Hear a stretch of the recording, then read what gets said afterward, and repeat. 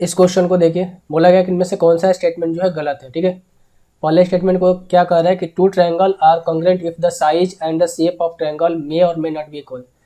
भाई करने का मतलब ये है कि दो त्रिभुज कॉन्ग्रुएंट कब हो गए, जब उनके आयाम और आकृति समान हो भी सकते हैं, नहीं हो सकती है। बिल्कुल गलत स्टेटमेंट है, समान होना जरूरी है। ठीक है, असमान होगा तो कहाँ से वो कॉन्ग्रुएंट होंगे, नहीं होंगे ना।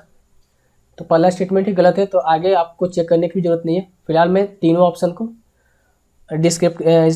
का डिस्क्रिप्शन दे देता हूँ। ठीक है, अगर मैं बी ऑप्शन की बात करूँ तो बोला गया कि S S and S S S R both congruent, condition of congruency.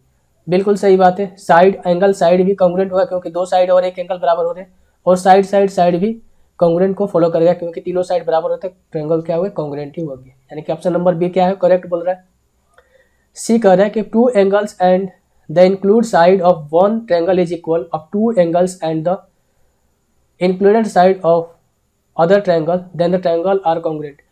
Basically ये जो है इसका डिफिनेशन दिया गया। ठीक है, एस का डिफिनेशन दिया गया, बोला गया है कि सॉरी एस का डिफिनेशन नहीं दिया गया, डबल एस का डिफिनेशन दिया गया है। बोला गया है कि अगर दो एंगल इक्वल है और एक साइड इक्वल है तो क्या है, ट्रायंगल कॉन्ग्रुएंसी को फॉलो करेगा, बिल्कुल फॉलो करेगा भाई।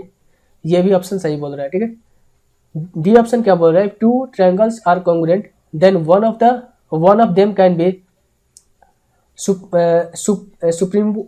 सुप्रीमपोज्ड on the other triangle. Question कर रहा है कि ये दो ट्रायंगल कॉन्ग्रुएंट होंगे अगर ये आपके सामने ट्रायंगल है और इसके ऊपर एक और ट्रायंगल को मैं यहाँ पर ये कर दूं, ऐसे बना दूं, तो क्या ये दोनों ट्रायंगल इक्वल होंगे, बिल्कुल इक्वल होंगे क्योंकि दोनों ओवरलैप कर रहे हैं, तो इनकी जो साइज वगैरह शेप वगैरह एंगल जो है सारी चीज सेम होगी, तो ये ट्रायंगल क्या होंगे, कॉन्ग्रुएंट होंगे। ये भी स्टेटमेंट सही है। तो स्टेटमेंट कौन सा गलत था, ऑप्शन नंबर ए जो है स्टेटमेंट गलत कर रहा था। ठीक है, अगर यहाँ पर ये बोलता कि अगर आकृति समान हो तो ये ट्रायंगल कॉन्ग्रुएंट होंगे तो बिल्कुल सही होता, लेकिन यहाँ पर एक और वर्ड जोड़ दिया है, और नहीं भी।